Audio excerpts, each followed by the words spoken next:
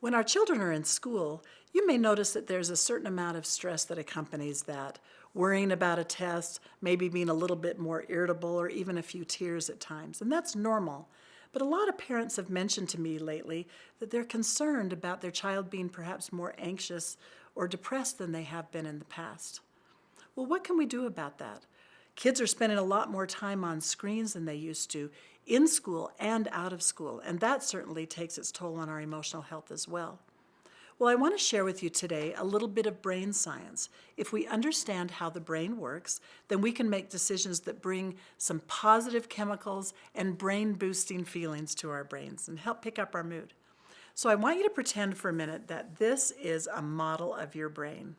Right here is where your eyes would be, and this is behind your forehead. Right here is the prefrontal cortex. That's the thinking part of the brain. It's the part that thinks rationally and makes decisions, and it helps you do your math test, right? If we were to peek inside, we would see the limbic system of the brain. That's the feeling part. That's the part that's activated when you are threatened or scared or worried or sad. And this part is the brain stem that is hard at work without you even knowing it, keeping your lungs filled with air and blood pumping from your heart. When a child is feeling anxious or depressed, it means that that limbic system is on high alert all the time. And of course, if there's a physical danger, that's an important warning that we want to get if we need to run away from a wild animal, right? But today, a lot of our kids experience threats of a different kind, a lot of them being online. What do we do when that happens? And how do we help calm that limbic system? Well, I want to share with you a tool called tic-tac-toe. And I'm not talking about the games with X's and O's. I'm talking about a tool with 3 parts, and they all start with a T. If your child ever feels worried or scared or feels like something they've seen online isn't good or isn't right, they should first turn it off. Secondly, talk to a trusted adult, hopefully you. If you reassure your child that you will always love them and that they can talk to you about anything, you'll find that they feel safe and share with you. There's an MRI study recently called Putting Feelings into Words, and it actually showed that children who have a safe place to talk about difficult emotions find that it calms the limbic system and activates the prefrontal cortex. What that means is that they're less likely to be reactive or impulsive and more likely to think clearly about how to handle the situation. The third idea in tic-tac-toe is turn to something active.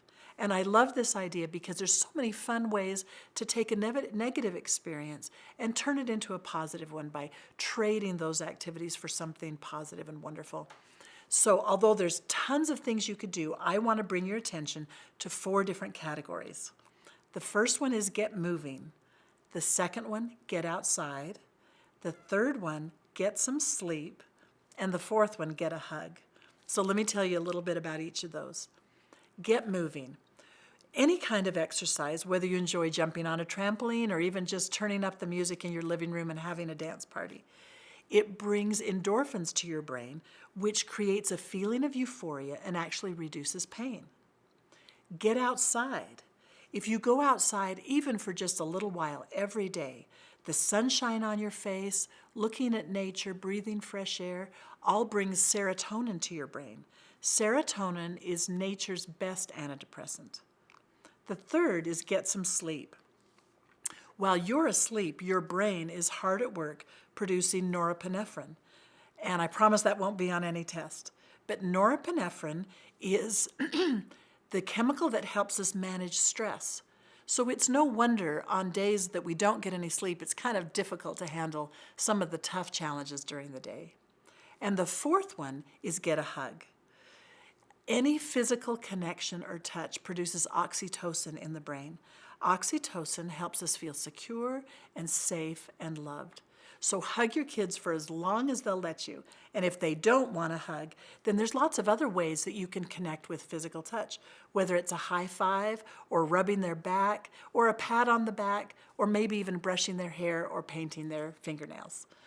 If you would like to encourage your child to perhaps turn off the screen and try some of these brain-boosting activities, we've created this brain bingo. which will be offered as a free download.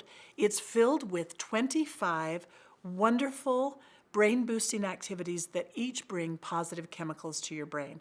And as you do them, you'll think of others that you love to do as a family. Perhaps you'll want to try to get a bingo or even a blackout as a family. I hope some of the tips that we've shared today help you and your children handle some of the stresses that come along and find ways to have a wonderful pick-me-up every day.